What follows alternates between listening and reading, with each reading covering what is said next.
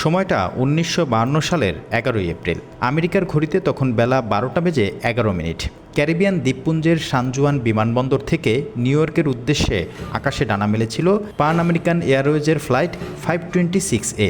বিমানে ছিলেন ৬৪ জন যাত্রী এবং ক্যাপ্টেন সহ ৫ জন ক্রু সদস্য। উড্ডয়নের ঠিক ৯ মিনিটের মাথায় ঘটে যায় এক অকল্পনীয় বিপর্যয়। মাঝ আকাশে নিয়ন্ত্রণ হারিয়ে ৬৯ জন আরোহী নিয়ে আটলান্টিকের বুকে আছড়ে পড়ে বিশাল ডগলাসিস DC-4 বিমানটি। মাত্র ৩৫০ ফুট উঁচুতে থাকাকালীন যান্ত্রিক ত্রুটির কারণে হুট করেই বন্ধ হয়ে যায় বিমানের ৩ নম্বর ইঞ্জিন। অভিজ্ঞ pilot captain John C Burn তৎক্ষণাৎ বিমানটিকে আবার বিমানবন্দরে ফিরিয়ে আনার সিদ্ধান্ত নেন, কিন্তু ভাগ্য সহায় ছিল না। ৫৫০ ফুট উঁচুতে উঠতেই অচল হয়ে পড়ে ৪ নম্বর ইঞ্জিনও। পানামের বিমানটি চালাচ্ছিলেন ক্যাপ্টেন জন সি বার্ন। অভিজ্ঞ পাইলট হওয়ায় তৎক্ষণাৎ তিনি জলের উপর বিমান অবতরণের সিদ্ধান্ত নিয়ে ফেলেন। খবর চলে যায় আমেরিকার উপকূলরক্ষী বাহিনীর কাছে।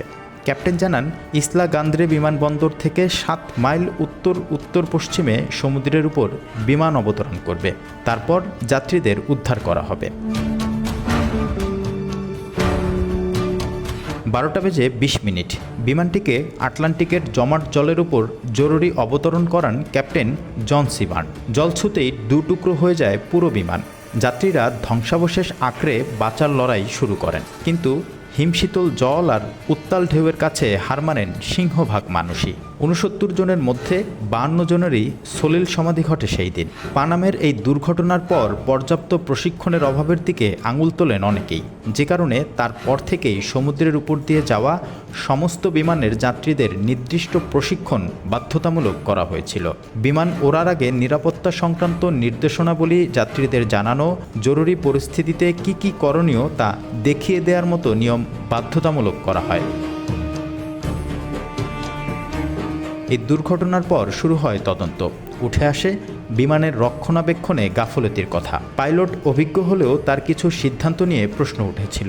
একটি ইঞ্জিন বন্ধ হয়ে যাওয়ার পর তিনি বিমানটিকে আরও উপরে তোলার চেষ্টা করেছিলেন, ফলে অন্য ইঞ্জিনের উপর চাপ পড়ে। তবে সবচেয়ে বড় রহস্য রয়ে গিয়েছিল একটাই, কোথায় হারিয়ে গেল সেই আস্ত একটা বিমানের ধ্বংসাবশেষ।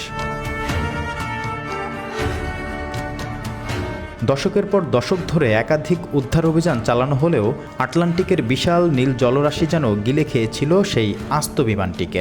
বহু চেষ্টা সত্ত্বেও আটলান্টিক তার পেট থেকে বের করতে দেয়নি পানামের কোনো চিহ্ন। ২০২৪ সালে এই ধ্বংসাবশেষ উদ্ধারের চেষ্টা হয়েছিল শেষবার, তবে তা ব্যর্থ হয়।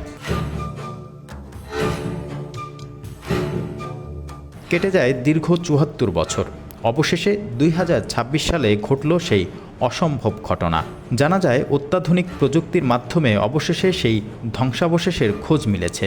ডিসকভারি চ্যানেলের জনপ্রিয় শো এক্সপেডিশন আননোনের দল, এয়ারসি হেরিটেজ ফাউন্ডেশন এবং ডিপসি ভিশনের যৌথ প্রচেষ্টায় ভাঙল ৭৪ বছরের নীরবতা।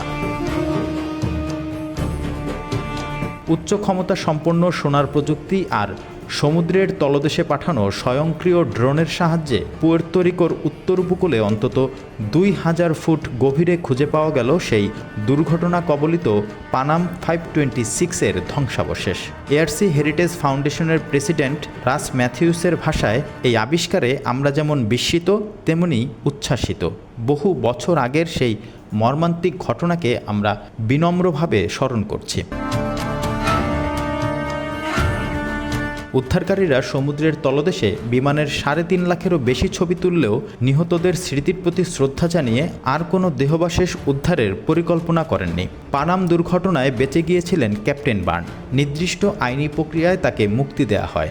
শেষ পর্যন্ত যান্ত্রিক গোলযোগ এবং রক্ষণাবেক্ষণের অভাবকেই এই দুর্ঘটনার জন্য দায়ী করেন তদন্তকারীরা।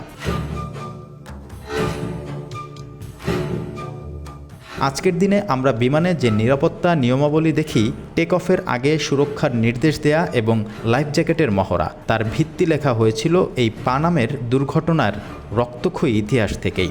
অবশেষে ৭৪ বছর পর আটলান্টিক ফিরিয়ে দিল তার বহুকাল লুকিয়ে রাখা এক ঐতিহাসিক ট্র্যাজেডির শেষ অধ্যায়। রিপন হোসাইন, ঢাকা মেইল।